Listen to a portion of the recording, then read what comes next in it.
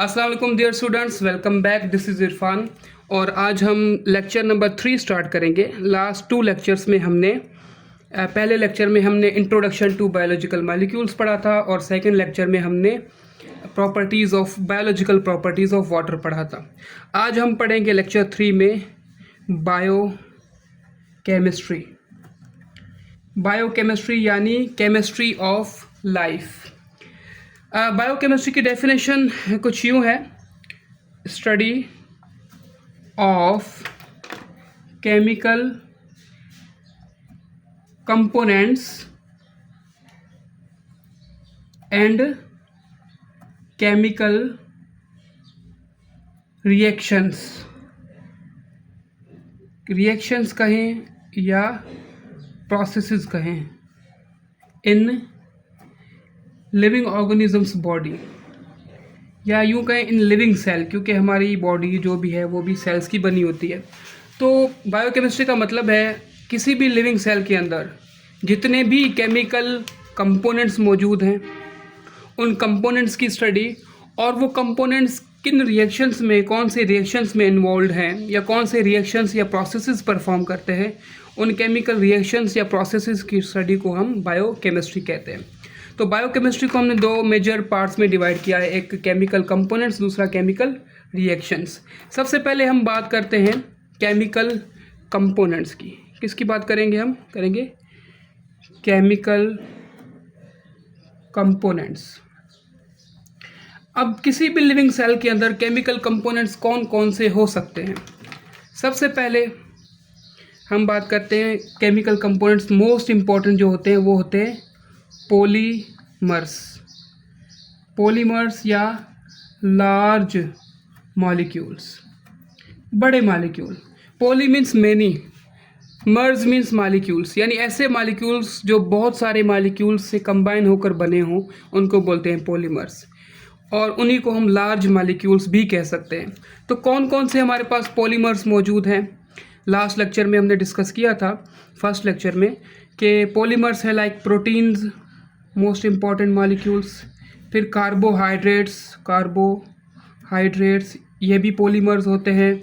उसके अलावा lipids, nucleic acid, these all are polymers. और इसके अलावा और भी होते हैं जिनको हम कॉन्जुगेटेड मॉलिक्यूल्स कहते हैं। कॉन्जुगेटेड मॉलिक्यूल का मतलब है ये 4 बायोलॉजिकल मॉलिक्यूल्स जब आपस में कंबाइन होकर एक न्यू मॉलिक्यूल बनाए तो उसको बोलेंगे these are conjugated molecules. Like proteins अगर कार्बोहाइड्रेट से कंबाइन होते हैं तो वो बनाते हैं ग्लाइकोप्रोटीन। प्रोटीन अगर लिपिड से कंबाइन होंगे तो बनाएंगे लिपोप्रोटीन। अच्छा, कार्बोहाइड्रेट्स अगर लिपिड्स के साथ कंबाइन होंगे तो बनाएंगे ग्लाइकोलिपिड्स।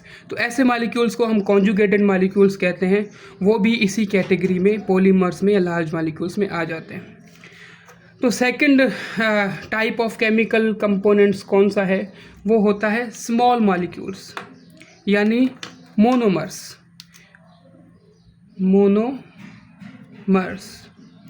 मोनोमर्स का मतलब है कि मोनो मीन्स सिंगल, मर्स मीन्स मॉलिक्यूल, यानी ऐसे मॉलिक्यूल जो बिल्कुल सिंपल हों, बिल्कुल सिंगल हों, और यही मोनोमर्स आपस में कंबाइन होकर क्या बनाते हैं? Polymers, large molecules. तो मोनोमर्स हो गए small molecules, CULES, small molecules. कौन कौन से हो सकते हैं स्मॉल मॉलिक्यूल्स? अब अगर हम इन्हीं पॉलीमर के सब यूनिट्स को लिखें, क्या करें, इन्हीं पॉलीमर्स के सब यूनिट्स यानी इनके बिल्डिंग ब्लॉक्स को लिखें, वो होंगे मोनोमर्स। लाइक प्रोटीन का सब यूनिट कौन सा होता है? Amino acid. यानी बहुत सारे अमाइनो एसिड्स आपस में कंबाइन होंगे, बहुत सारे मोनोमर्स अमाइनो एसिड्स आपस में कंबाइन होंगे तो वो एक पॉलीमर बनाएंगे, वो बनाएंगे प्रोटीन।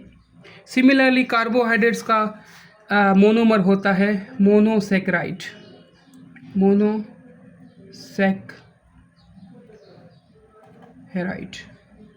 मोनोसेक्राइड भी बोलते हैं उनको, सेक्राइड यूनिट्स भी बोलते हैं, कुछ भी बोल सकते हैं। लिपिड्स का सब यूनिट होता है फैटी एसिड्स, और न्यूक्लिक एसिड्स का सब यूनिट होता है न्यूक्लियोटाइड। तो तो ये सब क्या है, ये है मोनोमर्स, ये है स्मॉल मॉलिक्यूल्स। ये सभी मोनोमर्स स्मॉल मॉलिक्यूल्स आपस में कंबाइन होकर बनाएंगे पॉलीमर्स या लार्ज मॉलिक्यूल्स। अमाइनो एसिड्स, हज़ारों अमाइनो एसिड्स कंबाइन होकर प्रोटीन बनाते हैं। हज़ारों मोनोसेक्राइड्स मिलकर आपस में कार्बोहाइड्रेट्स बनाते हैं जिसको हम पॉलीसेक्राइड्स भी कहते हैं। फैटी एसिड्स मिलकर लिपिड्स बनाएंगे और मोनोन्यूक्लियोटाइड्स मिलकर न्यूक्लिक एसिड्स बनाएंगे। ठीक है, ये हो गया हमारा फर्स्ट केमिकल कंपोनेंट, यानी सेकंड हो गया मोनोमर्स। अब हम बात करेंगे third component. Third component of chemical component क्या है, सिंधी भी बीच में आ रही है, ओके। कंपोनेंट है वो है मिनरल्स, जिसको मिनरल्स बोल सकते हैं, जिनको ऑयल्स आयंस बोल सकते हैं, जिनको हम सॉल्ट्स भी बोल सकते हैं। अच्छा, एक बात याद रखें, मोनोमर्स में इसके अलावा और भी आ जाते हैं, लाइक एटीपी एक स्मॉल मॉलिक्यूल है, वो भी इस कैटेगरी में आता है। एनएडीपी भी एक स्मॉल मॉलिक्यूल है, वो भी इसी कैटेगरी के अंदर आता है। और वाटर भी एक स्मॉल मॉलिक्यूल है, वो भी इसी कैटेगरी में आता है। तो बेहतर है हम उसको भी यहाँ पर लिख लें। एटीपी भी स्मॉल मॉलिक्यूल्स में आएगा। एनएडीपी, ये एनर्जी करेंसी मॉलिक्यूल्स होते हैं, एटीपी एंड एनएडीपी। और इसके अलावा water is also a small molecule, और ये लार्ज होते हैं, ये बहुत ऑर्गेनिक मॉलिक्यूल्स होते हैं, बहुत कॉम्प्लेक्स मॉलिक्यूल्स होते हैं। थर्ड कैटेगरी थी हमारे पास केमिकल कंपोनेंट्स में, वो थी आयंस या सॉल्ट्स या मिनरल्स। जो भी हमारी बॉडी में, लिविंग ऑर्गेनिजम्स की बॉडी में जो भी सेल्स होते हैं, उनके अंदर कुछ chemical components like ions, salts and minerals होते हैं। कौन कौन से?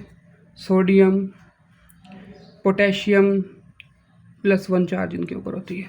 Sodium, potassium, calcium, magnesium, chlorine, up to so on. बहुत सारे ऐसे आयंस होते हैं जो कि जिनको हम आयंस या सॉल्ट्स कहते हैं। ठीक है, तो ये था ओवरऑल हमारा definition of biochemistry, study of chemical components and chemical processes reactions in living organisms body या cells body is called biochemistry, जिसमें हमने फर्स्ट कवर किया है केमिकल कंपोनेंट्स। केमिकल कंपोनेंट्स में हमने थ्री कैटेगरीज में डिवाइड किया था। नंबर 1 कैटेगरी थी पॉलीमर्स, लार्ज मॉलिक्यूल्स, जिसमें proteins, carbohydrates, lipids and nucleic acid आ गए। फिर हमने दूसरी कैटेगरी रखी थी मोनोमर्स, यानी small molecules like amino acids, monosaccharides, fatty acids, mononucleotides, ATP, NADP, water, ये सब किस कैटेगरी में आते हैं? स्मॉल मॉलिक्यूल्स में। और थर्ड कैटेगरी हमने रखी थी केमिकल कंपोनेंट्स की, वो थी ions, salts and minerals like sodium, potassium, calcium, magnesium. In ions का या सॉल्ट्स का हमारे सेल के मेटाबॉलिज्म में बहुत इंपॉर्टेंट रोल होता है। Like sodium is very very important for maintaining the ionic concentration या कंसंट्रेशन ग्रेडियंट, जिसमें उसमें डिफरेंस रख के हम नर्व इम्पल्स जनरेट करते हैं, नर्व सेल्स। उसके अलावा कैल्शियम जो होता है वो मसल्स की कॉन्ट्रैक्शन में बहुत इंपॉर्टेंट रोल प्ले करता है। So these ions are also equally important as the other components are.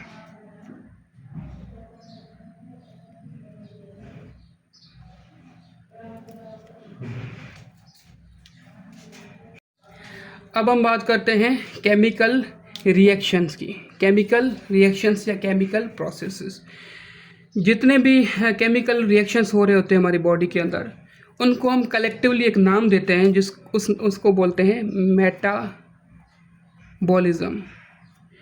Metabolism का मतलब ये है कि किसी भी लिविंग सेल के अंदर जितने भी केमिकल रिएक्शंस होते हैं उनको कलेक्टिवली हम नेम देते हैं, उसको हम बोलते हैं मेटाबॉलिज्म।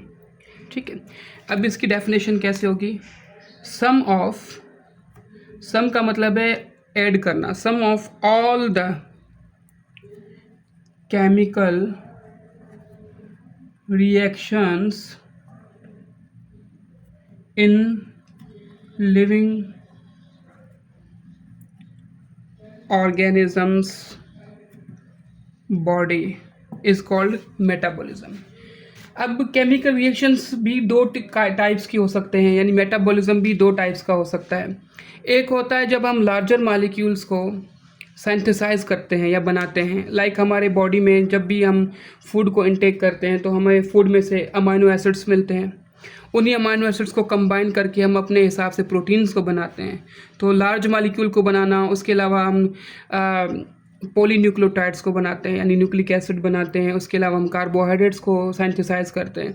यानी जब स्मॉलर मालिक्यूल्स को कंबाइन करके लार्ज मालिक्यूल बनाया जाए तो उस टाइप ऑफ मेटाबॉलिज्म को हम बोलेंगे एनाबॉलिज्म। क्या बोलेंगे? एनाबॉलिज्म। एनाबॉलिज्म का मतलब क्या है? Synthesis of large molecules.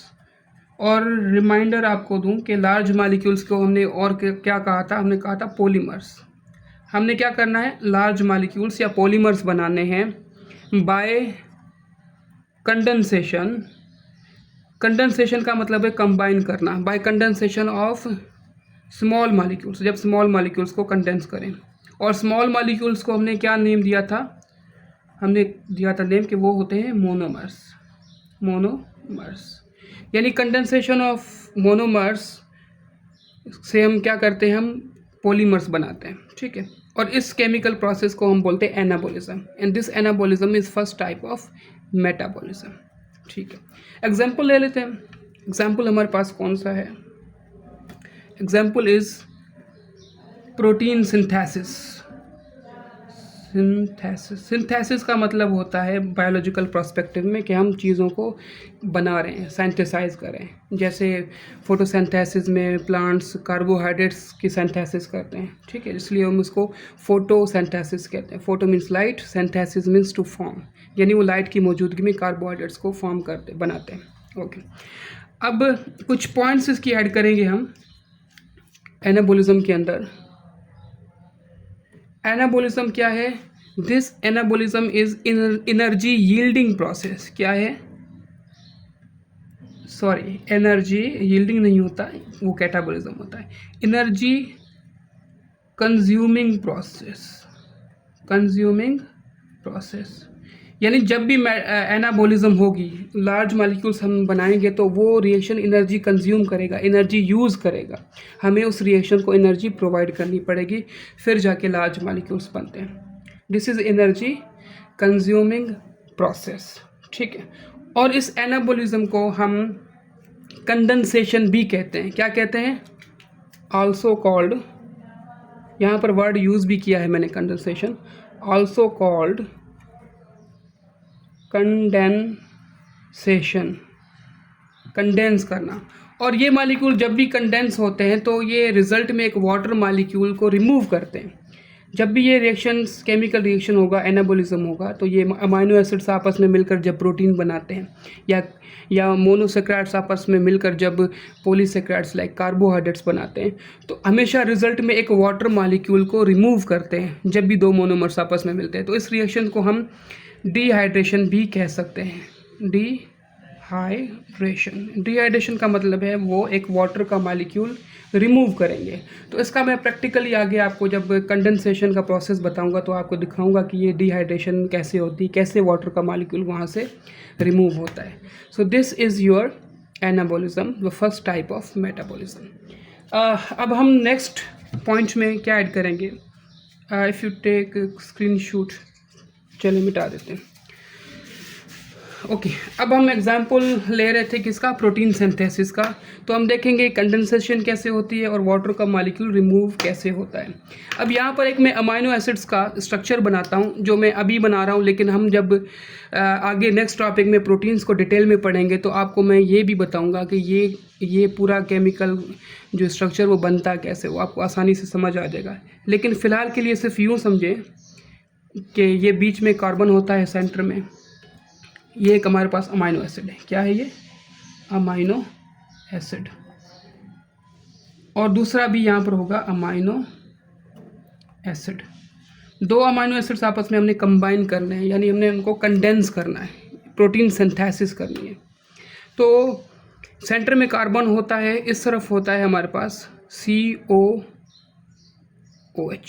इसको कार्बोक्सिलिक एसिड ग्रुप बोलते हैं। अभी परेशान नहीं होना, ये अगर स्ट्रक्चर समझ में नहीं आता, आपने सिर्फ ये समझना है कि ये आपस में कंडेंस कैसे होते हैं। तो ये स्ट्रक्चर मैं आपको डिटेल में नेक्स्ट लेक्चर में जब हम प्रॉपरली प्रोटीन पढ़ेंगे वहाँ पे आपको समझाऊंगा। और इस साइड पर होता है NH2, NH2, ऊपर होता है H, नीचे कोई भी रेडिकल ग्रुप R। तो ये एक अमाइनो एसिड्स का स्ट्रक्चर है। तो इसी तरह का स्ट्रक्चर हम यहाँ पर भी बनाएंगे। ठीक, सेंटर में कार्बन 4 बॉन्ड बनाता है, ऊपर H, नीचे रेडिकल ग्रुप R। तो इस तरफ हम रखेंगे NH2। ठीक, और इस तरफ हमने ये जो COOH है इसको हम ओपन करके रख लेते हैं ताकि हमें रिएक्शन करने में या उसको कंबाइन करने में इजीनेस हो। COOH, ये COOH और ये COOH एक ही बात है, हमने इसको सिर्फ थोड़ा ओपन करके लिखा है। तो होता क्या है, अब इन दो मोनोमर्स को या दो अमाइनो एसिड्स को हमने कंबाइन करना है। तो इस वाले अमाइनो एसिड का H और इस वाले अमाइनो एसिड का OH आपस में क्या हो जाएंगे, कंबाइन होंगे। कंबाइन होने के बाद यहाँ से हो जाएंगे remove in the form of water molecule OH। तो ये आपस में क्या हो गए, H एंड OH आपस में मिलकर यहाँ से in the form of water molecule remove हो गए। तो इसलिए हम इस प्रोसेस को हमने कहा डिहाइड्रेशन, यानी रिमूवल ऑफ वाटर मॉलिक्यूल। और एज अ रिज़ल्ट क्या हो गया, बाकी का सारा स्ट्रक्चर वैसे ही, लेकिन यहाँ पर कार्बन COH गया, बाकी यहाँ पर सिर्फ ये एक बॉन्ड बचा, और यहाँ पर N, ऊपर H और H ये गया। तो यहाँ पर कार्बन और नाइट्रोजन के बीच में एक बॉन्ड बन जाएगा। यहाँ पर कार्बन और नाइट्रोजन के बीच में एक बॉन्ड बन जाएगा। तो एज अ रिज़ल्ट दो मोनोमर्स आपस में कंबाइन हो जाएंगे। तो ये आपस में क्या हो गए, कंडेंस हो गए। तो इसको हम कंडेंसेशन भी कह सकते हैं, इसको हम कंडेंसेशन भी कह सकते हैं। तो इसी केमिकल रिएक्शन में जब दो मोनोमर्स आपस में कंबाइन हो गए, हमने इसको 3 नाम दिए। एक तो इसको हमने एनाबोलिज्म कह दिया। एनाबोलिज्म का मतलब क्या है, ऐसा केमिकल रिएक्शन जिसमें लार्ज मॉलिक्यूल्स बनते हैं। तो ये लार्ज मॉलिक्यूल बन गए, दो आपस में मिले, ऐसे हज़ारों आपस में कंडेंस होकर लार्ज मॉलिक्यूल बनाते हैं। दूसरा हमने इसको डिहाइड्रेशन भी कह दिया क्योंकि कंडेंस होते वक्त एक वाटर का मॉलिक्यूल रिमूव हो गया। तीसरा हमने इसको कंडेंसेशन बोल दिया क्योंकि दो अमाइनो एसिड्स आपस में कंडेंस हो रहे। तो ये होता है हमारा ओवरऑल एनाबोलिज्म। अब हम नेक्स्ट डिस्कस करेंगे कैटाबोलिज्म। स्क्रीनशॉट आप ले लें।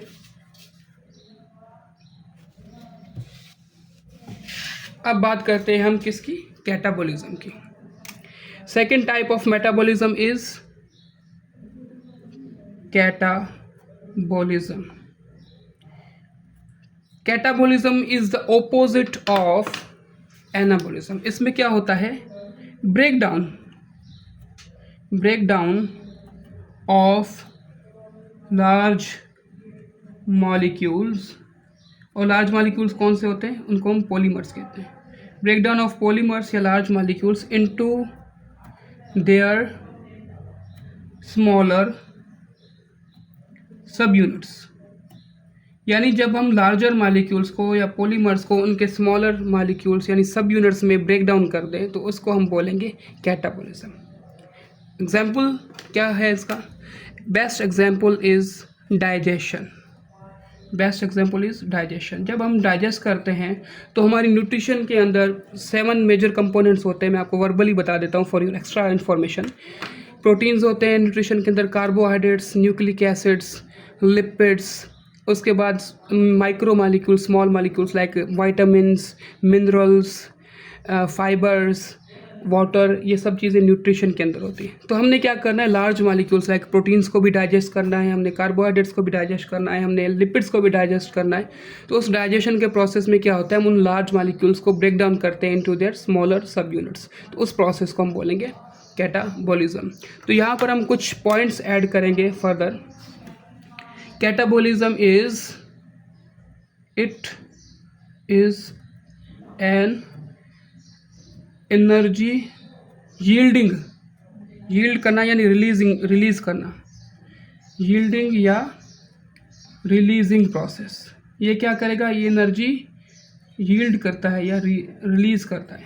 कैटाबोलिज्म में क्या होता है, एनर्जी रिलीज होती है। तो हम जब डाइजेशन करते हैं तो फूड के मॉलिक्यूल में से एनर्जी रिलीज होती है जब वो ब्रेक डाउन होते हैं, और वही एनर्जी हम यूटिलाइज करते हैं हमारी बॉडी की एनर्जी रिक्वायरमेंट को फुलफिल करने के लिए। ठीक, और इसके अलावा इसको हम क्या कहते हैं कैटाबोलिज्म को, it is also called hydrolysis. अब ये hydrolysis is opposite to dehydration. Hydrolysis में क्या होगा, वहाँ पर कंडेंसेशन में या एनाबोलिज्म में क्या हुआ था, हमने वाटर मॉलिक्यूल वहाँ से रिमूव कर दिया था और पीछे मोनोमर्स आपस में कंबाइन हो गए थे।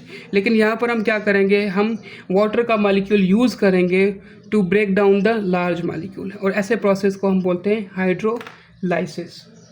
नेक्स्ट स्लाइड में हम आपको बताते हैं कि ये किस तरह हाइड्रोलाइसिस का प्रोसेस होता है। चलिए हम हाइड्रोलाइसिस करने लगे। वही एग्जांपल ले लें जो हमने पहले दो अमाइनो एसिड्स को कंबाइन किया था, वही स्ट्रक्चर हम यहाँ पर बनाते हैं। यहाँ पर क्या था, COOH, यहाँ पर रेडिकल ग्रुप H, यहाँ पर H, और यहाँ पर हमने देखा कि यहाँ से हमने क्या रिमूव किया था, हमने NH, और यहाँ से एक H रिमूव हुआ था। H जब रिमूव हुआ था तो यहाँ पर एक बॉन्ड बन गया था with another carbon of second amino acid, और सेकेंड अमाइनो एसिड को हम ग्रीन से ड्रॉ करते हैं, लाइक हियर ग्रीन से ड्रॉ करते हैं ताकि हमें पता चले। तो यहाँ पर था carbon double bond with oxygen, और OH हमने यहाँ से रिमूव किया था। तो उस रिमूव करने से क्या हुआ, N and C के बीच में एक बॉन्ड बन गया था, और बाकी का स्ट्रक्चर वही H और NH2 H2, ठीक है। तो यहाँ पर क्या हुआ है, ये हमारे पास एक पॉलीमर है, एक लार्ज मॉलिक्यूल है। हमने क्या करना है, इस लार्ज मॉलिक्यूल को, ये बॉन्ड है, ये ब्रेक डाउन करना है, और इस प्रोटीन के अंदर जो अमाइनो एसिड्स के बीच में जो बॉन्ड होता है उसको हम बोलते हैं पेप्टाइड बॉन्ड। क्या बोलते हैं उसको, पेप्टाइड बॉन्ड। और इसी तरह हर लार्ज मॉलिक्यूल का अलग बॉन्ड होता है, वो हम आगे डिस्कस करेंगे डिटेल में। तो हमने क्या करना है, इस बॉन्ड को ब्रेक डाउन करना है, कैटाबोलिज्म करनी है इसकी। तो यहाँ पर अब क्या करेंगे, वाटर मॉलिक्यूल यूज़ करेंगे। एक वाटर मॉलिक्यूल आएगा, ये पहले अपने आयंस में डिस्पर्स हो जाएगा, हाइड्रोजन आयन प्लस में OH आयन, ठीक है। अब क्या होगा कि ये हाइड्रोजन आयन जाकर यहाँ पर अटैच हो जाएगा नाइट्रोजन के साथ, और ये OH आयन यहाँ पर अटैच हो जाएगा इस कार्बन के साथ। तो एज अ रिज़ल्ट क्या होगा कि ये बॉन्ड ब्रेक हो जाएगा, और एज अ रिज़ल्ट ये H इससे साथ कंबाइन होकर NH2 बन जाएगा, और ये OH इससे साथ कंबाइन होकर COOH बन जाएगा। तो एज अ रिज़ल्ट क्या हुआ, ये दोनों मोनोमर्स क्या हो जाएंगे, अलग अलग हो जाएंगे। अलग होने जाएंगे, इसका मतलब ये है कि हमने क्या कर दिया, इसको ब्रेक डाउन कर दिया, और इस प्रोसेस को हमने कहा हाइड्रोलाइसिस। क्या कहा इसको, हाइड्रोलाइसिस। हाइड्रोलाइसिस यानी break down of large molecule with the help of water. Hydro means water, lysis means break down. हमने वाटर यूज़ करके इसकी ब्रेक डाउन कर दी, इसको हम कहेंगे hydrolysis.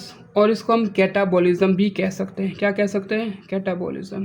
Catabolism is type of metabolism जिसमें हम लार्ज मॉलिक्यूल्स को ब्रेक डाउन करते हैं टू देयर स्मॉलर सब यूनिट्स। तो बेटा this was all about the biochemistry. अब लगे हाथों अभी फ्लो चल रहा है, तो हम नेक्स्ट टॉपिक भी इसी पर हम यहाँ से कंटिन्यू करके डिस्कस कर लेते हैं। तो ये टॉपिक आपको समझाना बहुत इम्पॉर्टेंट था, anabolism and catabolism and metabolism और बायोकेमिस्ट्री, बिकॉज आगे हम जो भी बायोलॉजिकल मॉलिक्यूल्स पढ़ेंगे उसके अंदर ये बेसिक कॉन्सेप्ट्स ज़रूर आएंगे। अगर मैं आपको शुरू में ये अलग से नहीं पढ़ाता तो माइट भी आपको आगे जाकर कन्फ्यूजन होती या प्रॉब्लम का सामना